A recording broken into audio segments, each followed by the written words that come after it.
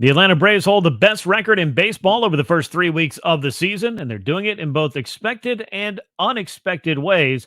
And now they head into a homestand that begins with a showdown against the defending World Series champion Texas Rangers, a team that has its own injury issues to start the season. But you may have noticed this recurrent theme across baseball. Who isn't dealing with injuries right now? Welcome into Battery Power TV. Grant McCauley and Chris Willis with you as always. Before we get started in what is sure to be another jam-packed and entertaining show, go ahead and hit that thumbs up button. Make sure you subscribe to the Battery Power YouTube channel right here on YouTube and click the bell to get notified every time we drop a new episode of the show. Chris, the Braves just wrapped up a 5-1 road trip. That's certainly good, but they're also dealing with yet another injury to a key player. I would describe that as not as good. Yeah, without a doubt. I mean, the hits just keep on coming, but for some, this team's depth is showing through because they just keep on winning. They're doing it not in unexpected ways, but they've shown repeatedly that no early deficit is too large because they've just shown this penchant for rallying late and pulling out wins. Yeah, and even when they're up, they have shown the penchant for adding runs late to make it maybe a little bit easier on that bullpen, which is also a good trend to see. Now, I don't want to be too mysterious about it. And by now, if you're tuned into the show and you're a hardcore Braves fan, you probably already know who we were talking about. Ozzie Albies is the latest Brave to land on the injured list. And let's go ahead and get this news out of the way here to start. The star second baseman is going to miss time with a fractured great right toe. Mind you, not a big right toe, a great right toe, according to the release by the Braves. That was suffered, of course, in the second inning of Monday's win over the Astros when he was hit by a pitch with the bases loaded, no less. So an important plate appearance, an important run. And then Ozzie proceeded to play the final 7, almost 8 innings of that game. The pain did not subside. The Braves had some imaging done, and it revealed the fractured toe. That's going to have him on the sideline for at least a few weeks. The Braves have called up David Fletcher, the veteran infielder they got from the Angels over the winter. He'll team with Luis Guillorme until Ozzie is able to heal up and get back in the lineup. Chris, that could happen sooner than later, but this is still another test for this team in the early going of this season in the injury department. Without a doubt. I mean, Ozzie's critically important to this team, obviously, and then it's off to a great start at the plate. So, this is one that's going to be felt. It is an opportunity for the bench to get some time because we know these guys don't take a lot of time off throughout the season. So, it's an early opportunity for a guy like Luis Guillorme and now David Fletcher as well. The early reports are they're hoping that Ozzie's back in a couple of weeks. Hopefully that's the case because, obviously he's a critical piece of this lineup. Yeah, and the Braves, they have one of the best lineups you're going to find in either league and in all of baseball for that matter. And we'll talk about that fact a little bit more later. But, having Ozzie Albies miss time does impact this club both on the field and behind the scenes. But knowing that it may not be a long time, unlike the way it was a couple of years ago when he fractured his foot, that I think should give Ozzie a little bit of hope. And, of course, the Braves hope that over the next couple of weeks, they are able to fill that void as best they can with Fletcher and Guillorme, who are kind of very similar veterans. One a right-handed hitter, the other bats from the left side, contact skills, but not a lot else. Not Ozzie Albies level offense, that's for sure. And now this injury trend started with Sean Murphy on opening day when he strained his left oblique. He's finally starting to ramp up some baseball activities, but still has not started swinging the bat just yet. Then there was the Spencer Strider news, his elbow, which is going to cost him the rest of the season after undergoing surgery for that UCL bracing procedure. Albies, again, shouldn't be gone too long, but the Braves are finding themselves, Chris, being tested here in the first few weeks of the season. But as we talked about and touched on just a moment ago, and let's go a little bit deeper on it here, the Braves have a roster that, unlike a lot of other teams across baseball, is set up to withstand some of these injuries. Now, you don't want too many of them, but it is kind of incredible to see 3 major players landing on the injured list for what will be weeks for some, the season for another, and you still feel like this club is good enough to find ways to win. Yeah, without a doubt. I mean, we knew the catching situation was in good shape. And, with Chadwick Tromp stepped in, and I think he's done a good job. He's not going to be the offensive threat that Travis d'Arnaud or Sean Murphy is. But, we've heard Alex Anthopoulos talk in the past, the Braves, when they look at their catcher spot, they're more concerned with how they handle the pitching staff and their ability defensively and the offense is kind of a bonus, which, with Sean Murphy and at times d'Arnaud, that's a pretty big bonus. But their first job is to handle pitching staff. And I think Trump does that well. He's been in the organization for a while. A lot of these young guys, he's caught it at AAA. Hmm. And then, again, with the middle infield stuff, yeah, I mean, it's again, I think Guillorme, Fletcher are both defense first players. The Braves have the offense probably to cover up a few of these. You'd like to see this trend of injuries to stop, at some point, because once you get too deep into this, obviously you're going to feel it. But again, it's an early opportunity for them to play and get some time in. Yeah, and you talked about this earlier. The Braves have a whole bunch of guys, Ozzie Albies included, that don't like to take time off. So you can't really pencil in the 20 or 30 games where, yeah, you might start this guy. You might give him an opportunity. You got a whole infield that, if they had it their way, if they're going to play 162, you've got two very good catchers behind the plate. You brought up Travis d'Arnaud, and I think there are 29 other clubs that might love to have him in the running as their starting catcher, their primary backstop, and the Braves are able to just plug him in with Sean Murphy on the injured list. And to touch on Chadwick Tromp briefly, I mean, this is a guy who's now been in the Braves organization for a couple of years now. He's been in spring training and big league camp working with everybody. Everyone seems to like throwing to him, and the Braves have some confidence that he can get those starts and help Travis d'Arnaud until they can get Sean Murphy back in the fray. Now, turning the page from the down note of this trip and the injury to Albies, let's talk about what the Braves just did as they marched into Houston and swept a struggling Astros club. The offense and the bullpen were particularly good. Orlando Arcia, talking about another guy, he was coming up with more than his fair share of clutch moments to help Atlanta take the final two games of the series. And Chris, there may be bigger names on this team than Arcia, but he seems to find himself in big situations more times than not, and he has a knack for coming through in a lot of them. Yeah, I mean, it just speaks to the depth of this lineup. I mean, you'll hear, obviously the big names with Acuna, Olsen, Riley, and stuff. But I mean, it's been Orlando Arcia and Marcell Ozuna who's done a lot of heavy lifting over these Mhm. first 17 games. And I mean, we know the top of the order is going to hit. But it just speaks to how deep this lineup is. And I mean, Arcia is a great story because I mean, I was skeptical last year when Yeah. he won the shortstop job, and I think it was another situation where they just looked at it like, if he goes out and plays defense, it's going to be great. But he's given them plenty enough offense Yeah. over the last two seasons and has come up clutch in a lot of big spots over that time as well. Yeah, I mean, he's been a good all-around player for this team. He has had his moments at the plate, and he's been solid enough defensively. Is it the same thing that it was prior to him? Maybe not, but he's done more than enough to earn that spot, earn that playing time, and hold on to that job, most certainly. We have now arrived at what you just alluded to, and that's the Marcell Ozuna portion of the show. Easily Atlanta's MVP in the month of April so far, which is a night and day difference from what we were talking about a year ago. Ozuna's leading the team in virtually every offensive category in the first few weeks. The 8 home runs and 22 runs knocked in lead all of Major League Baseball as well.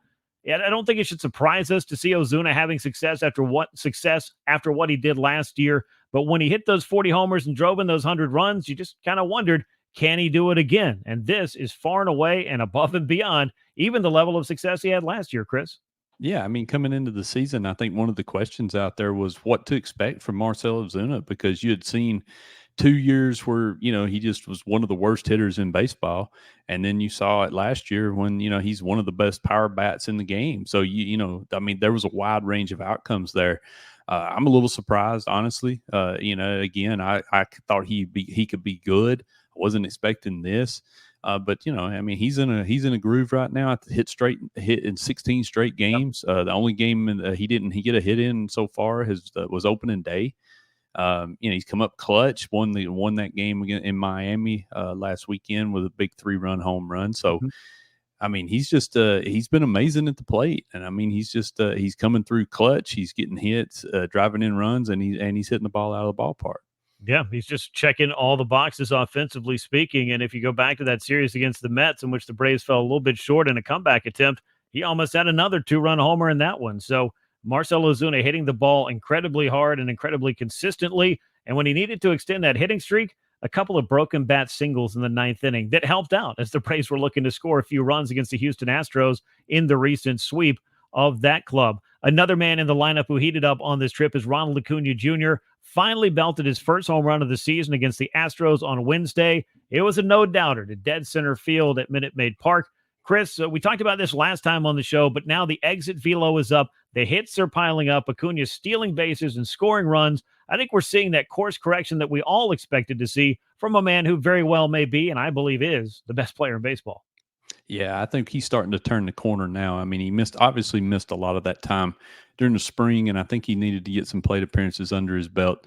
He's hit a ton of ground balls, early going, and I think we're starting to see a little bit of the mechanical changes on that. And I mean, the last person you want to worry about, I think, on this team is Ronald Acuna. It just because he's just so talented, and I mean, he's gotten off to a slow start, and he's still got a 127 weighted runs created plus, so he's still 27% better than league average. But at the same time, you've got he set the bar so high last year that when he doesn't come out dominating, it's going to raise eyebrows a little bit.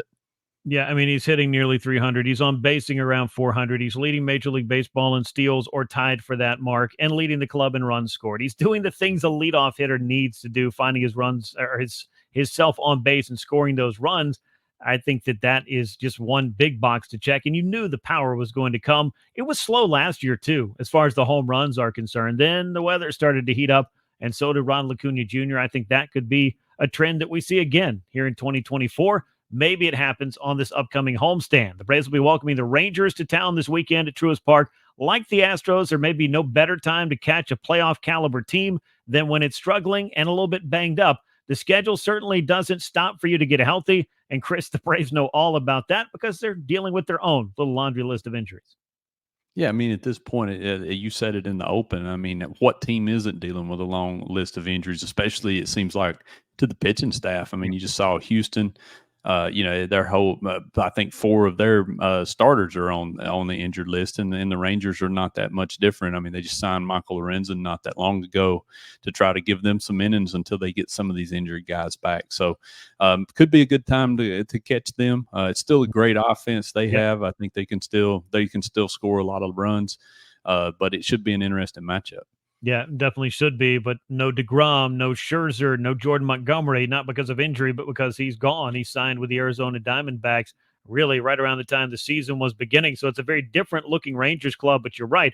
They certainly know how to hit. Chris Sale lined up to face the Rangers on Friday. I know the ERA is a little bit high, and he's coming off an outing in which he gave up 5 runs to the Marlins. I know, the Marlins. But, Chris, I liked the way that Sale looked in that start overall. It seemed like he was incredibly comfortable. And most importantly, he looks to be completely healthy here over these first 3 starts and showing you what a healthy Chris Sale could look like with possibly improvement here to come.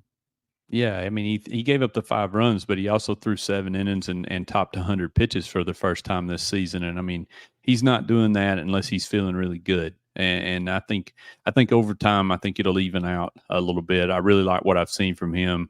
And again, it just goes back to, we talked about it. I mean, when he's been healthy enough to pitch, he's been good. And I think the key is just keeping him healthy. But right now, he looks like he's had this strong off season. Yeah. He's been throwing, and he looks like he's ready to go. Yep, he has looked ready to go each and every time out. Charlie Morton, meanwhile, could use a good outing after a couple of challenging starts, including one in Miami in which the strikeouts were there, the walks were down, but he couldn't keep the Marlins off the board. Then we're going to see Darius Vines get another shot to fill the open spot in the Braves rotation, vacated by Spencer Strider's injury. It'd be nice to see the rotation settle in, but I think we know this Braves offense, once again, among the best in baseball, and they certainly love hitting at Truist Park. Yeah, no doubt. I mean, the offense is the reason they've got off to the good start. Obviously, the pitching's been in a little bit of flux with Max Fried struggling early and Spencer Strider's injury.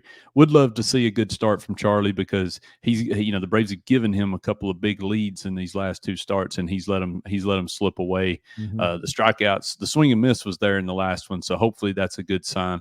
And then you got to be, I think Darius Vines, the performance he did against a good Houston lineup. I know they've got pitching issues, but that's still a good offensive club. I thought he came in, gave him a good showing, and and he's getting to stick in the rotation for a second time. So he's probably got a chance to keep this job, at least in the short term. Yeah, we'll see how many more opportunities he gets. It'll largely depend perhaps on how he does in this next outing against the Rangers. We know Bryce Elder got back on the mound for the Gwinnett Stripers over the last week as well and tossed a 6-inning effort after not starting for going on about 10 days or so. So you knew Elder needed to get back on the mound. Where does he fit in the Braves' plans? We'll find that out, and we may save that topic for the next edition of BPTV. This will be the longest homestand of the early season here for the Braves. After the Rangers, the Marlins are set to follow for a 3-game series, then the off day on Thursday, and the Cleveland Guardians for 3 games to close out this homestand. Chris, Miami not exactly lighting the world on fire, but they gave the Braves plenty down in their ballpark. The Guardians, though, one of the best teams in baseball and one of the big surprises so far this season, and their manager, 2021 World Series champion Stephen Vogt of the Atlanta Braves. Yeah, it would be good to see Stephen Vogt again back in Atlanta. I'm sure he's going to get a big hand. When he's introduced. The Guardians are a big surprise. I question whether they can keep this up for a full season, but definitely have gotten out of the gate playing well. So this should be a fun homestand. As you said, the Marlins have struggled early on, but we know this is baseball, and teams are going to win games and teams are going to play better. I don't think they can sustain playing the way that they have to start the season. So they're a scrappy club. They're not going to just give up and roll over. So it would be interesting, but it's an opportunity this homestand. You've got with those 3 series, and it should be some entertaining games. And the Braves have played extremely well at home. They'll be looking to keep that trend going as they start this 9-game homestand on Friday night against the Texas Rangers with the first of 3. That brings us to the end of another episode of BPTV. Make sure you subscribe to the Battery Power YouTube channel. Turn on those notifications. You'll get an alert every time we drop a new episode. As always, we appreciate you riding along with us. For Chris Willis, I'm Grant McCauley. We will catch you next time. And until then, so long, Braves country.